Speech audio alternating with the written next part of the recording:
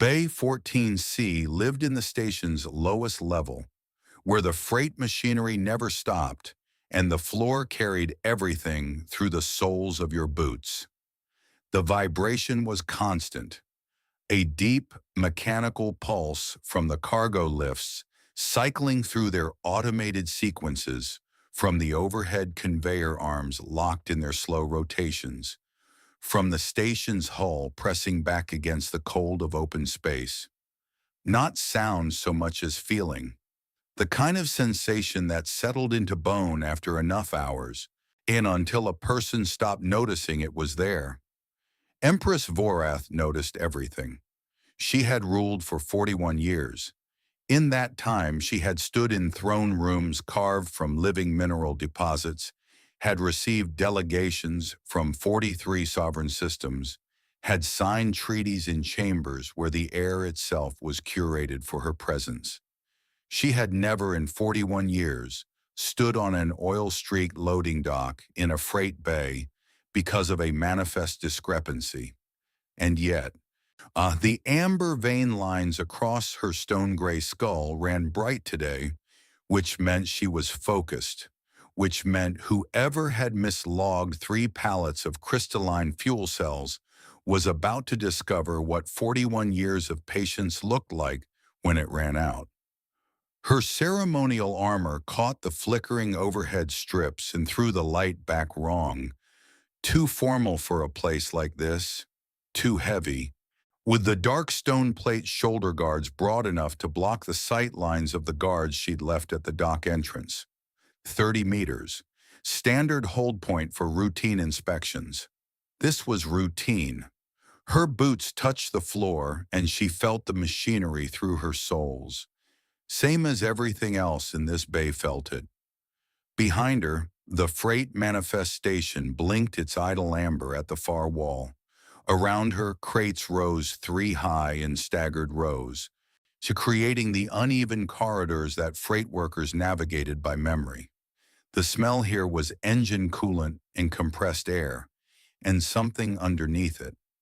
A faint metallic cold that the station's filtration system never quite eliminated from the lower levels. She moved between the crate rows, reading serial numbers, comparing them against the manifest in her left hand. She did not see the gloved hand between the crates. Not yet.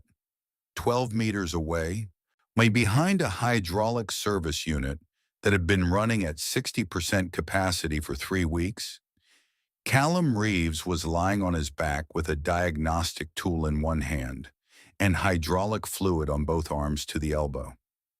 He was 29. Average height, lean in the way that working jobs made a person lean, with the kind of hands that showed their history, grease-lined knuckles, calloused fingertips, a wrench riding his back pocket out of habit even when the job didn't need one. He had been assigned to Bay 14C's cargo lift repair since 0600. He had been told the bay was cleared for maintenance. Nobody had told him there'd be an Empress in it. He didn't know there was. He rolled clear of the hydraulic unit at 11:43, sat up and reached for his diagnostic kit. That was when he saw the shadow wrong. Between the second and third crate row, 6 meters to his left, something moved against the freight pattern. The conveyor arms moved on their rotation schedule. He knew that rhythm by sound at this point. The crates didn't shift. The manifestation didn't move. But something between those crates was tracking sideways, slow and deliberate, in a way that had nothing to do with loading cycles. He watched it for 40 seconds. The conveyor arm completed its arc. The floor vibrated. He watched. Then the crate gap opened at the right angle, and he saw the obsidian blade. Gloved hand, black stone edge. A cold dark, holding its angle with the specific patience of someone who had done this before. The blade was aimed at the gap in the stone plate shoulder armor, the narrow channel where Zelkari construction didn't cover, where stonework met neck, where the hard architecture of the Empress's body left one place undefended. The guards were 30 meters away, facing the entrance. Wrong direction. Callum's hands were wet with hydraulic fluid. Oh wait, he had a wrench in his back pocket and no training in anything that mattered right now. And a very clear, very simple understanding of angles. The angle of the blade, the angle of the Empress's neck, the angle of 30 meters between the guards and the moment that was about to happen. His brain was still forming the thought when his body was already moving. A mechanic had no business standing between an obsidian blade and an Empress, but he was already bleeding. He didn't decide. That was the thing he would try to explain later, and never quite manage. The body moves before the brain catches up sometimes, when the math is simple enough and the instinct is old enough, and the only equation is someone is about to get hurt, and you are close enough to stop it. He came through the crate gap from the wrong angle. The assassin's wrong angle. The one the blade wasn't tracking. He put himself in the space. The obsidian entered below his right collarbone. Cold first. A specific, strange cold, like the blade had been kept somewhere much colder than this bay. Then pressure. Then the floor coming up, and Callum realizing he was already on it, and not remembering the transition between standing and lying down. His blood spread on the gray dock metal. It didn't crystallize. The Zelkari had known for centuries that their blood sealed wounds in seconds. The proteins and minerals that made up their circulatory fluid reacting on air contact and forming a hard, dark seal. And they had built entire battlefield medicine protocols around the assumption. They found the human absence of this response deeply, viscerally wrong, in a way that no amount of xenobiology study had ever made comfortable. A species that simply continued to bleed, that had no internal architecture for stopping, that just kept losing itself onto whatever surface it touched. His blood was red, and it was warm, and it spread in a slow circle on the gray metal floor, and it did not stop. Vorath turned. The amber vein lines across her skull shifted frequency. Not the bright working gold of focused attention, not the steady warm amber of authority, but something deeper. A pulse. Emergency. Her stone plates tightened with a sound like minor geological events, audible even over the cargo machinery. The light in Bay 14C changed quality, though nothing in the overhead strips had moved. At the dock entrance, the guards were already running. They had the assassin pinned in 4 seconds. The head of guard's voice came across the bay, sharp and precise. Empress Vorath, safe corridor is open. Extraction is clear. Now. His fingers were cold against the dock floor, spread flat, grease dark against gray metal. The obsidian blade rested 3 inches from his open hand, its edge still carrying warmth from inside him. His blood reached the blade's flat side and lay against it without crystallizing, without sealing, without stopping. The Empress's stone plates tightened again. His fingers did not move. Empress Vorath! The head of guard again. Closer now, voice controlled the way guards trained themselves to sound controlled when they were not. Security cannot guarantee this position. The extraction corridor is open. We need to move. 41 years of rule. She knew the protocol better than the man reciting it. She did not move. Her senior advisor reached her in 12 steps, armor plate boots loud on the dock floor. He stopped at the edge of Callum's blood. Your Highness, the threat has been neutralized, but this area is not. Then leave it. 2 words flat. Final. The kind of tone that had ended diplomatic standoffs and closed Senate debates, that had the specific weight of someone who had never once needed to repeat herself in 41 years of rule. The advisor stopped. She sat down. Not the careful, ceremonial lowering of a dignitary, not the controlled movement of someone managing an image. She sat on the oil-streaked, a blood-touched floor of Bay 14C, the way a person sits when their legs have made a decision independently of rank or protocol, beside a mechanic she had not known existed 12 minutes ago, on a dock where royalty had no business being, in the kind of quiet that fills a space after violence has passed through it and left something raw in its place. Her stone plates unlocked, the audible tension in them released, one by one. The deliberate reverse of every defensive response her body had run since the blade appeared. Open, unguarded. Her amber vein lines pulsed at a frequency her guards had never seen outside of one specific context: the bonded concern register, the biological signal her species produced for blood family in crisis, for the people whose loss would leave a structural damage. She had never produced it for a stranger. The guards exchanged a look, said nothing, held their positions. Callum's eyes opened.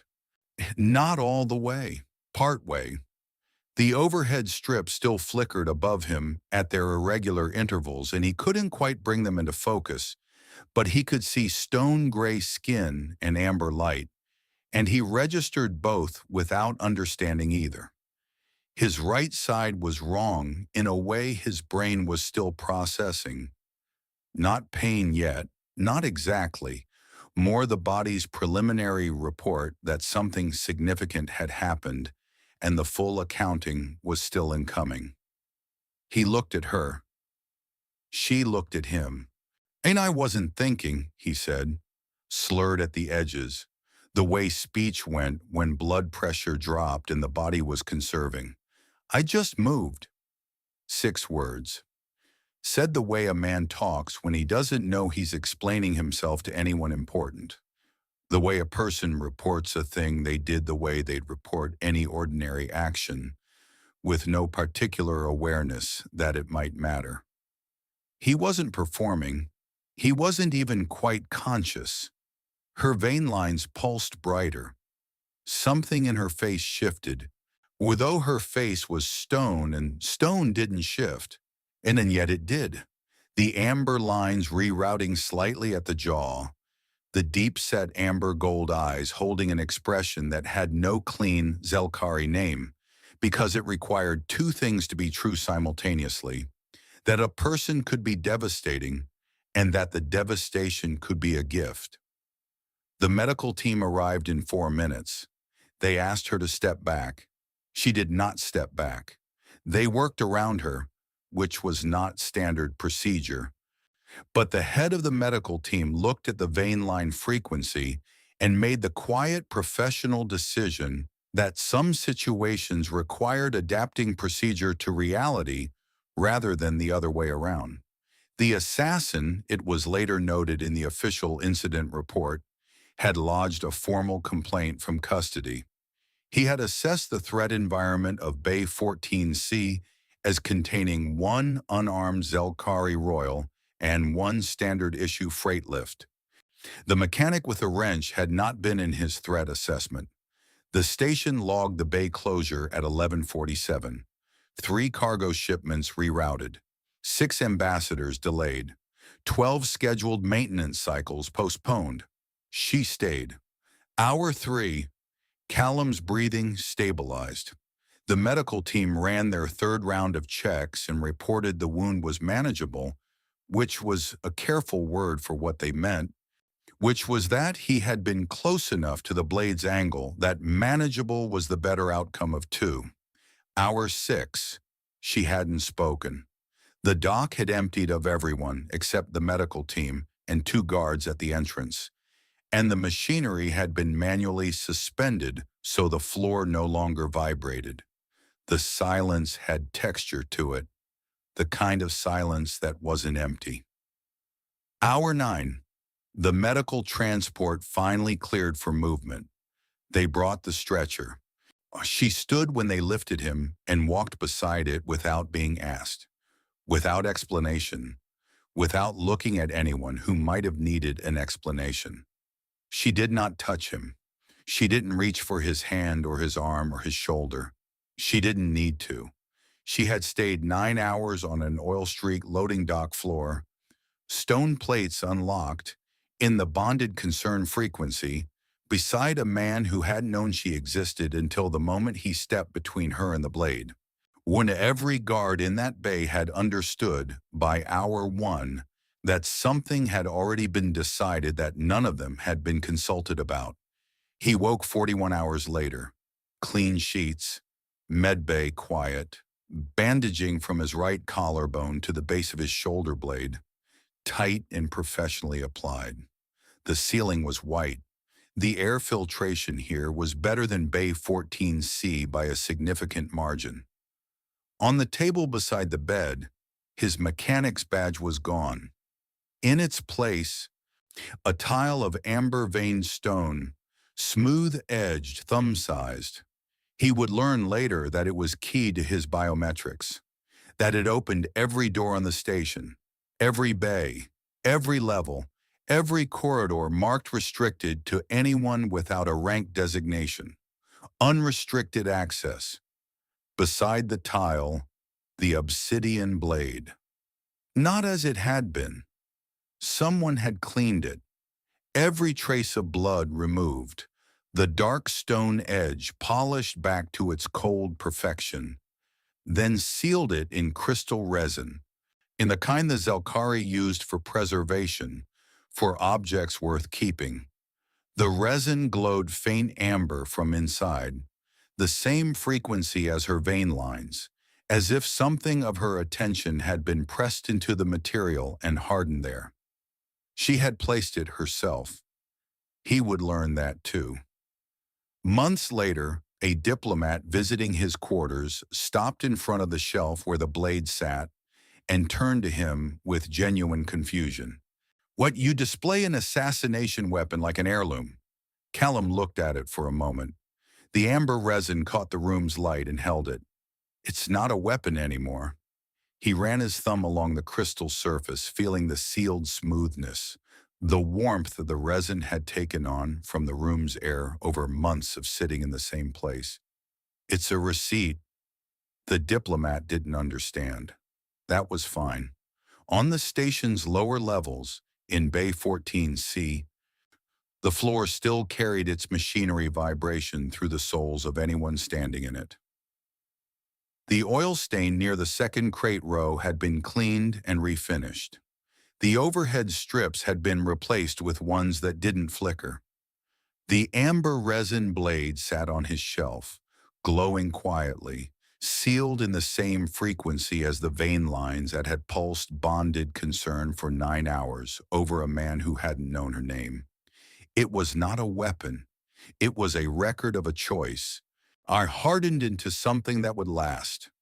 Come back tomorrow. There's another story waiting, quieter than this one, and somehow heavier. Join us and don't miss it.